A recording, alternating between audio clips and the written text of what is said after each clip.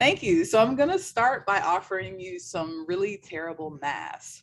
Let's say that the average age of the conference attendees is 40, and the average length of time that this average conference attendee has been working is 20 years. If you were born 40 years ago in 1982, then you are old enough to remember rotary phones, candy bar mobile phones, and a plethora of female digital assistants.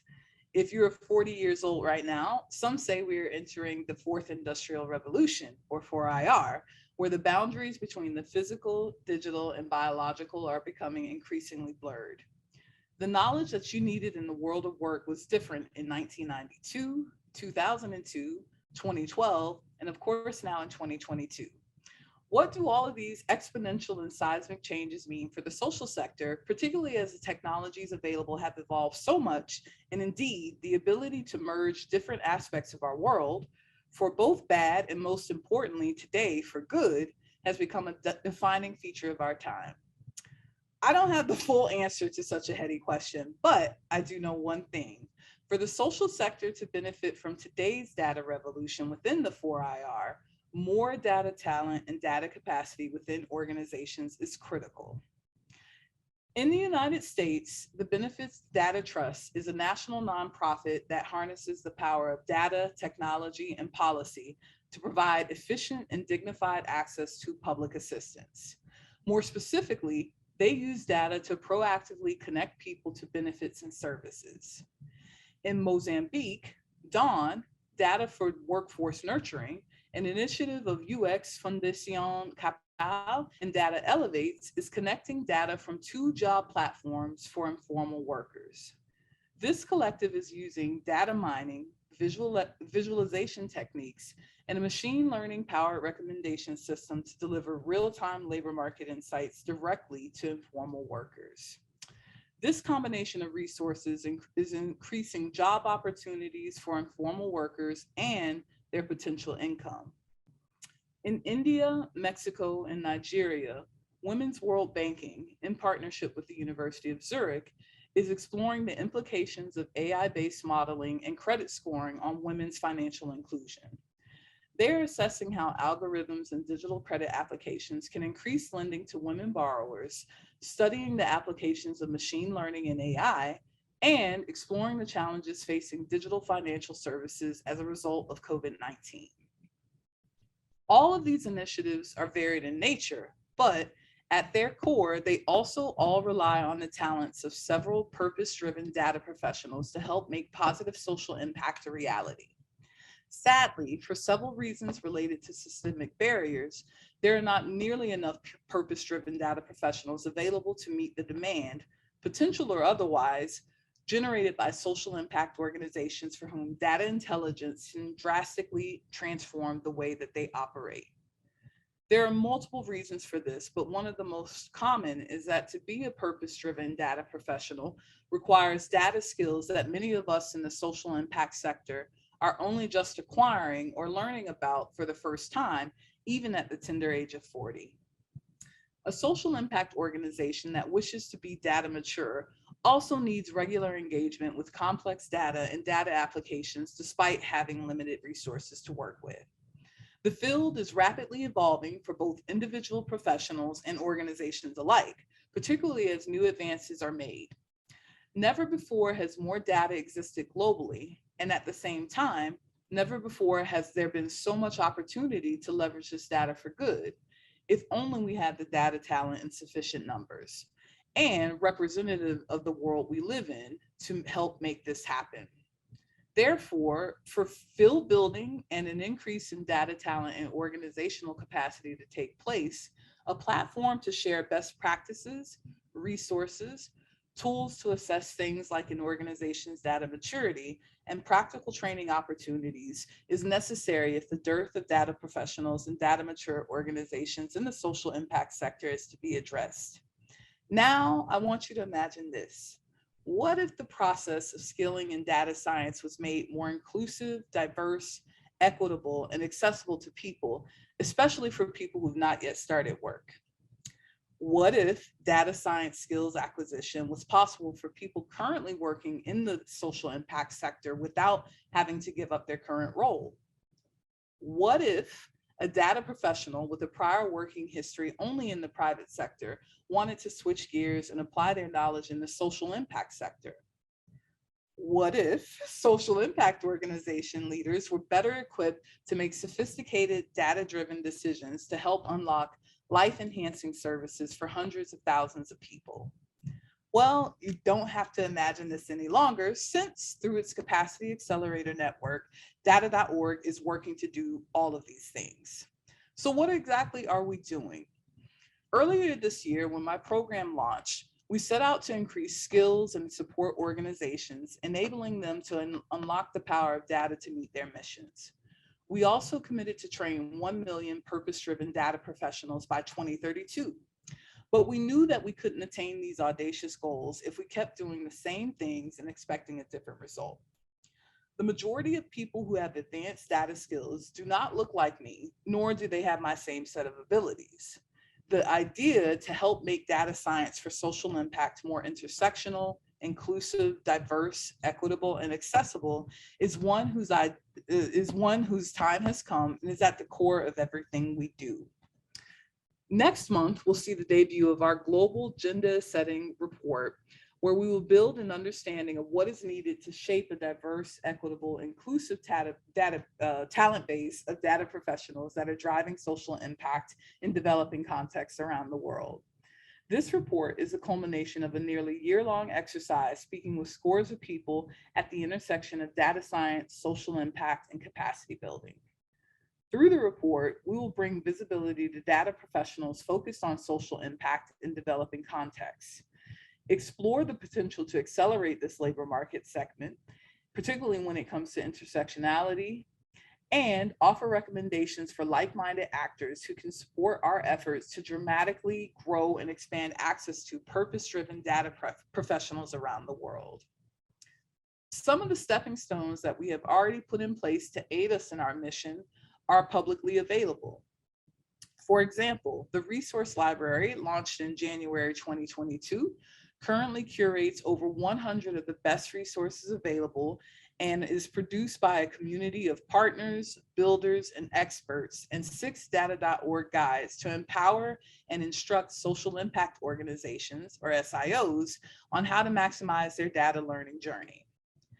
Data curious SIOs can already learn how to build a data team or how to make data actionable, and they can even browse various funding and career opportunities from data.org's partner organizations, and so much more.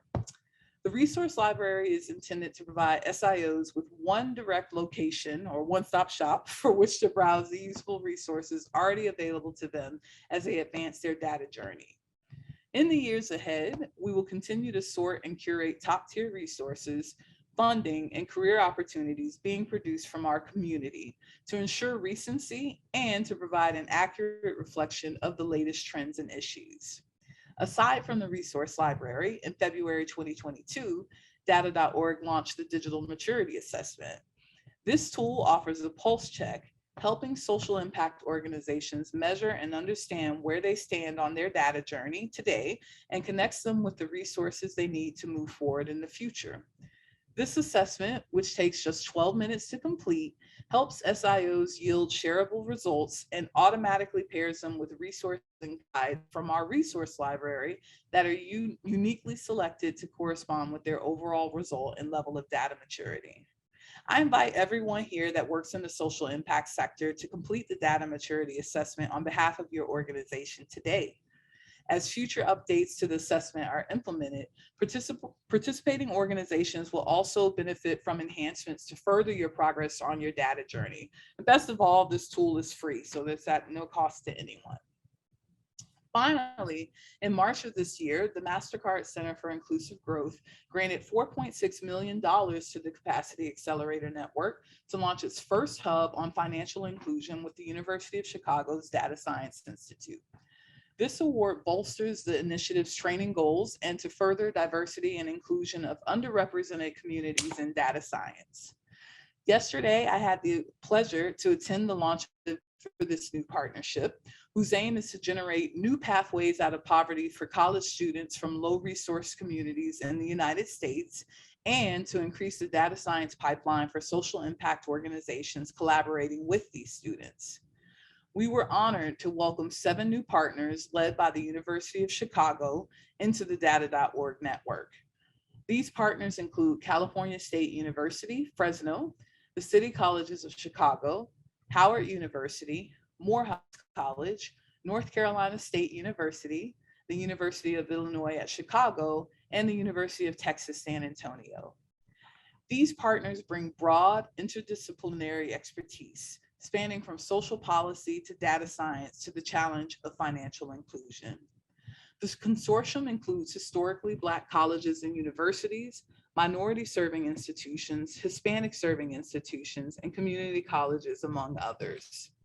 These leading institutions represent different geographies and populations across the US and share both a vision and a strong track record in developing highly qualified students with priority focus on women and minorities for careers in data science or STEAM fields. Collectively, by the end of 2023, this Financial Inclusion Hub will create an open source curriculum, tools, and a model for experiential data science education that is scalable across diverse higher education institutions across the globe. The saying goes that Rome was not built in a day, and so it goes where building data talent, data organizational capacity, and data science for social impact as a field are concerned. We know that we simply cannot do this alone and encourage you to join us in this work by subscribing to our newsletter, visiting data.org to read more about our work, making use of our resource library, and to complete the data maturity assessment on behalf of your organization. We look forward to launching more exciting programs and intersectional resources before the end of 2022, including launching an extensive report on the state of the data for social impact talent landscape and key recommendations for building the data science for social impact professional of the future on June 15th of this year. You can register for our launch event for this report by going to the data.org events page or register via the link in the chat. Returning to where I started, if we already know the next 40 years are going to be characterized by copious amounts of change and data, what skills do you think the purpose-driven data professional will need to have by 2062? We look forward to helping to reimagine data science and to increase its utility and relevance in social impact, since now, more than ever, people need solutions that will not only positively change lives, but also the world. Thank you. Ronda, thank you so much for joining us. I'd love to just jump in with a couple of questions and learn more about your work, but we actually have a couple of questions that came in while you were speaking. One from Doug Nichols asked, could you say a little bit more about what organizations look like with the staff, stakeholders, lived experience that would purpose-driven data professionals would bring? So, for example, what would change look like between now and 2032 with your goal of training 1 million purpose-driven data professionals? Sure. Well, at the very minimum, I would say that right now, a lot of social impact organizations are struggling to understand how to make use of data full stop. So in thinking about what the next 10 years look like as we get, more data, purpose-driven data professionals, we're not just talking about data scientists, we're talking about the people who collect data, the people who process it, and of course also the people who analyze it. So the full spectrum of people who might work in the data capacity. And so what we are hoping to do in parallel to upskilling, reskilling, and kind of bringing in new talent is to make sure that social impact organizations actually understand what it means to be able to use data for good. So one of the things that we're doing is developing use cases based on experiences of different social impact organizations. So for example, in 2020, we had the Inclusive Recovery Challenge, where we selected 6 organizations that received, I believe it was $1 million each, to kind of build out the use cases that they had in mind for how to use data for good. So I think if we get social impact orgs that actually understand how to use data for good and are starting to operationalize use cases, I think that would be great in 10 years. Because honestly, it's going to take a lot to build this field. And so it's not going to happen overnight. One of the things I appreciate about what you're doing with the Capacity Accelerator Network in Data.org's overall vision is that it's very global in nature. Could you talk about a little bit more about that global focus, and are there particular areas that you're hoping to focus on? Sure, thank you. So may have recalled from my remarks that I use the term developing context, and we're very careful about saying that because I think particularly in the social impact sector, we've talked about developing countries, global South, global North, but I'm from the United States and I was from a developing context in the United States. So wanting to make sure that when we're talking about different geographies, we're being respectful and not, falling into the trap of some of the misnomers that we've seen in the past. So with that, our first, hub that we released is in the United States, but we know that there are huge amounts of deprivation within this country. So separate from the United States, in the next few months, we're working to stand up programs that will have a focus in sub-Saharan Africa and also India. But then we're also working on a global program with social impact organizations to help them advance on their data journey. So right now, United States, India, and sub-Saharan Africa, we haven't finalized the exact countries there, but that's where we're working thus far. But certainly the resources that we've already produced are coming at it from a very global nature. And I think that's one very special thing about data.org is, we use idea or inclusion, diversity, equity, and access, but we also take an intersectional approach because we know that that concept of idea is a very Western construct. And so by making things a bit more intersectional, we can allow discussions to talk about caste and, other things that are not necessarily an issue in the Western context where idea came from. Awesome.